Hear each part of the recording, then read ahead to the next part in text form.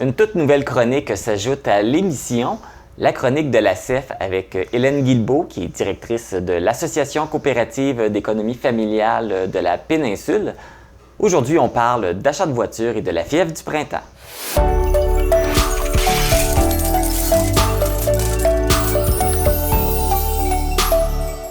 Bonjour Hélène. Bonjour. Je suis bien contente qu'on puisse avoir une chronique pour parler de finances. Ben oui, effectivement, toujours pertinent d'en parler, surtout dans des périodes un peu plus risquées financièrement. Oui, tout à fait. On a toujours besoin de petites solutions, puis surtout aujourd'hui avec la hausse du coût de la vie, on a besoin peut-être de compter un petit peu plus nos sous et de mieux planifier nos dépenses. Exact. Fait que là, comme je le mentionnais, tu vas nous parler de l'achat de voiture.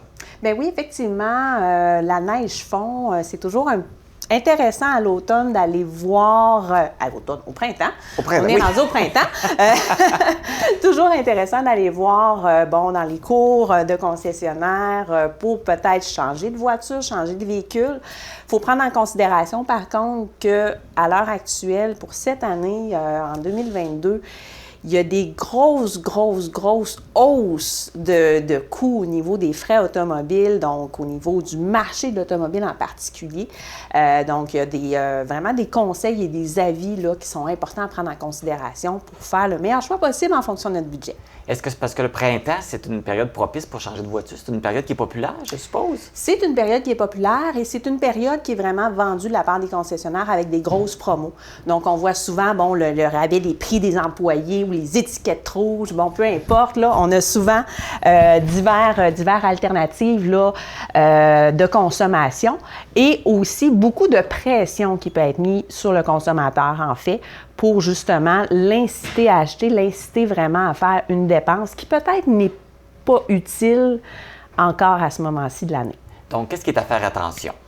Qu'est-ce qui est à faire attention? Bien, c'est vraiment d'évaluer ses véritables besoins.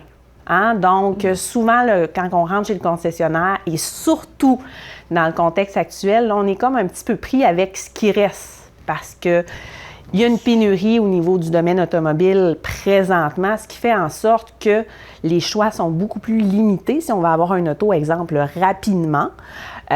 Donc, il peut y avoir une pression qui est mise de la part du commerçant. Donc, c'est pour ça que quand on arrive chez un commerçant, il faut déjà avoir fait un peu nos devoirs, nos prévisions, à savoir qu'est-ce qu'on a réellement de besoin. Donc, si on veut aller vers un utilitaire 4 portes, ou quoi que ce soit, de ne pas nécessairement augmenter de segment parce que c'est ce qui reste dans la cour. Tout à fait. Oui, parce que là, puis aussi avec la pénurie de produits, est-ce que les véhicules vont se vendre plus cher? Est-ce qu'on va essayer de les vendre plus cher? Il y a des fortes possibilités que oui, effectivement, ou que, il y a des charges qui soient rajoutées pour délai de livraison serré ou des trucs comme ça. Donc, vraiment faire attention à tout ça.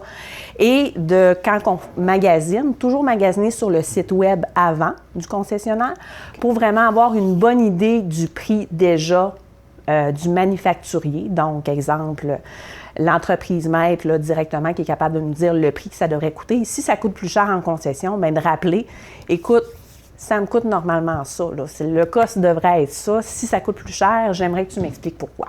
C'est ça, donc prévoir, planifier, dire je m'attends à payer ça. Fait que, oui, pouvoir tout à négocier. Fait. Tout à parce fait. que c'est sûr que dans les concessionnaires, ils doivent monter les prix aussi, j'imagine. Il y a... N'importe quel magasin font ça, j'imagine. Ils vendent toujours plus cher qu'au prix eux payent. Oui, effectivement, ils ont toujours une marge de profit. Et on a toujours la possibilité quand même de négocier. Dans le contexte actuel, ça peut être avantageux de peut-être prendre des locations, par contre, parce que présentement, comme on le sait, il y a une pénurie. Donc, les gens peuvent facilement revendre une location ou n'importe quel type de véhicule à des fois des prix plus chers qu'ils l'ont acheté à l'époque. Okay. Donc, ça peut être vraiment avantageux d'opter pour la location quand on va vers un véhicule neuf. Plus pour le neuf? Oui. De toute façon, le véhicule usagé, il n'y a pas de location. Donc, c'est plus avantageux de prendre une location. Bien, tout dépendant, bien entendu, du nombre de kilométrages qu'on fait, c'est sûr et certain. Mais présentement, dans le contexte actuel, ça peut être extrêmement avantageux d'y aller avec la location, compte tenu des enjeux de pénurie qu'on a sur l'ensemble du territoire canadien. Oui, puis avec la location, c'est souvent 2-3 ans. Après, tu peux rechanger de véhicule. Là, il va y avoir des nouveaux produits qui vont arriver. C'est plus facile de faire le changement que si tu l'as acheté. Oui, tout à fait, tout à fait. Puis pour les gens qui veulent quand même y aller en achat, bien écoutez, Allez-y en fonction de votre budget, en fonction de votre réalité. Puis c'est bien important de prendre en considération aussi tous les frais fixes qui sont autour du véhicule, hein, parce qu'il n'y a pas juste la tarification, le prêt à proprement parler du véhicule, il y a également la notion des assurances. On a eu quand même des hausses au niveau des assurances de façon importante durant la pandémie. Encore une fois, elle a le dos large, cette pandémie-là. Mais il y a eu des hausses importantes au niveau des assurances qui sont à prendre en considération.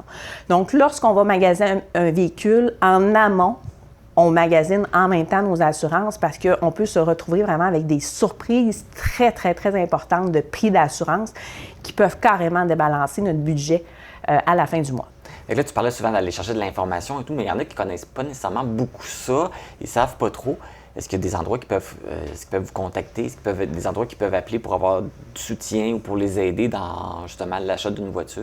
Oui, bien en fait, il y a plusieurs sites web qui sont accessibles pour ça.